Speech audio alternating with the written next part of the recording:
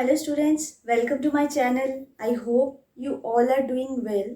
So from today, I am going to start a new course on C programming language. ये जो subject है सी programming language, ये ना सिर्फ आपके कॉलेज या यूनिवर्सिटी लेवल के एग्जाम्स के लिए इम्पॉर्टेंट है, but also it is important for any comparative exams like get, UGC net etcetera. और अब तो जो कॉलेज के जो डिपार्टमेंट्स है, सी एस या फिर आईटी, उन स्टूडेंट्स के साथ साथ जो मैकेनिकल, इलेक्ट्रिकल या इलेक्ट्रॉनिक्स डिपार्टमेंट के स्टूडेंट्स हैं, उनके सिलेबस में भी ये जो कोर्स है सी प्रोग्रामिंग, ये इंक्लूडेड है. तो ये subject, it is a very important subject for all of you, and I will try to cover each and every points or every concepts regarding C programming. और जितना हो सके मैं एकदम बेसिक से आप लोगों को समझाने की कोशिश करूँगी, ताकि ये जो C प्रोग्रामिंग है इसमें आप लोगों को कोई भी दिक्कत ना आए. क्योंकि जब भी आप कोई भी प्रोग्रामिंग लैंग्वेज सीखने जाएंगे तो उसका जो बेस होता है ना, वो होता है सी प्रोग्रामिंग. अगर आपने सी को अच्छे से सीख लिया तो बाकी जो लैंग्वेजेस है लाइक सी प्लस प्लस, जावा, पाइथन, ये सब लैंग्वेज सीखने में भी आपको दिक्कत नहीं होगी. देखो, कोडिंग का जो फंडा है, वो सारे जो कंसेप्ट्स है वो सारे लैंग्वेजेस में एक ही है. चेंज जो होता है, मतलब डिफरेंस जो होता है, वो डिफरेंस होता है बस लिखने में भी. मतलब क्या कि जब आप कोडिंग करेंगे तो जो आपका कंसेप्ट है ना, जो कंसेप्ट आपने सी में यूज़ किया, वही कंसेप्ट सी प्लस प्लस में भी यूज़ होगा, जावा में भी यूज़ होगा, पाइथन में भी यूज़ होगा. बस थोड़ा सा सिंटैक्स का चेंज होगा और कुछ नहीं. तो इसीलिए सी को जानना बहुत ही ज़रूरी है. तो इसलिए मैं कोशिश करूँगी कि जितना हो सके मैं आपको एकदम बेसिक से पढ़ाऊँ. तो देखो, सी प्रोग्रामिंग को समझने के लिए पहले आपको ये समझना ज़रूरी है कि लैंग्वेज क्या होती है. अगर आपको किसी ने क्वेश्चन किया कि व्हाट इज़ लैंग्वेज, तो आपका आंसर क्या होगा? यही ना कि language is a medium of communication. Language को हम क्यों यूज़ करते हैं? कम्युनिकेट करने के लिए ना, एक दूसरे के साथ.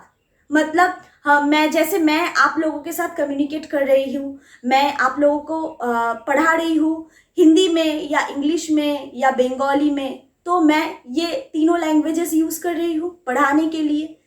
तो ये तीनों लैंग्वेज क्या हुआ? मीडियम ऑफ कम्युनिकेशन, आप लोगों के साथ कम्युनिकेट करने के लिए. तो प्रोग्रामिंग जो लैंग्वेज है, वो प्रोग्रामिंग लैंग्वेज भी एक कम्युनिकेशन मीडियम ही है. बस डिफरेंस इतना होता है कि हम ह्यूमन के साथ ह्यूमन का कम्युनिकेट करने के लिए जो कम्युनिकेशन लैंग्वेजेस यूज़ कर रहे हैं, वो बंगाली, हिंदी और इंग्लिश. और प्रोग्रामिंग लैंग्वेजेस को हम यूज़ करते हैं कंप्यूटर के साथ इंटरैक्ट करने के लिए. क्योंकि देखो, अगर मेरा एक काम है और मैंने आप लोगों को बोला कि मेरा एक काम कर दो, तो इतना बोलने से ही आप समझ जाओगे कि मैं आपको क्या समझाना चाह रही हूँ. पर कंप्यूटर को अगर बोलूँगी कि हेलो कंप्यूटर, मेरा एक काम है, मुझे एडिशन करना है या मल्टीप्लिकेशन करना है, तो क्या आप प्लीज़ कर देंगे? तो ये तो कंप्यूटर को समझ में नहीं आएगा ना. ये तो हम लोगों को समझने की लैंग्वेज है. पर कंप्यूटर को हम कैसे समझाए? तो कंप्यूटर को समझाने के लिए भी कुछ स्पेसिफाइड लैंग्वेजेस होते हैं, जिसको हम बोलते हैं प्रोग्रामिंग लैंग्वेज. जिसमें से एक जो लैंग्वेज है वो है ये सी. तो कंप्यूटर के साथ इंटरैक्ट करने के लिए हमें कंप्यूटर को क्या करना पड़ेगा? कुछ सेट ऑफ इंस्ट्रक्शन उसको प्रोवाइड करनी पड़ेगी. अगर सेट ऑफ इंस्ट्रक्शन प्रोवाइड की तो ही कंप्यूटर क्या करेगा? उस सेट ऑफ इंस्ट्रक्शन को लेके वो अपने जो लैंग्वेज होता है, मतलब कि 0 और 1, कंप्यूटर को यही 2 डिजिट समझ में आती है, 0 और 1. इसके अलावा उसको कुछ समझ में नहीं आता.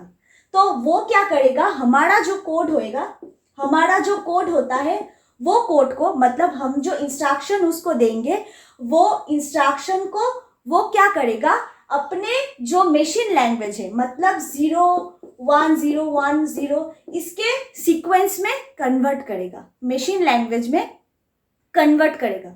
फिर क्या करेगा, उस मशीन लैंग्वेज को वो एग्जीक्यूट करेगा और एग्जीक्यूट करने के बाद जो डिजायरेबल आउटपुट हमें चाहिए उस आउटपुट को फिर वो हमारे लैंग्वेज में हमें प्रोवाइड कर देगा।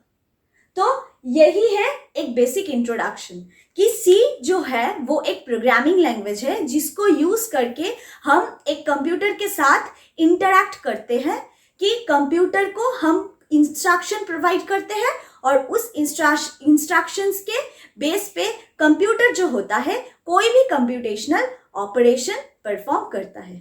तो नेक्स्ट वीडियो में हम डिस्कस करेंगे कि एक सी का बेसिक फीचर्स क्या क्या है, सी को हम कहाँ कहाँ पे यूज कर सकते हैं, ये सब हम नेक्स्ट वीडियोस में अच्छे से डिस्कस करेंगे।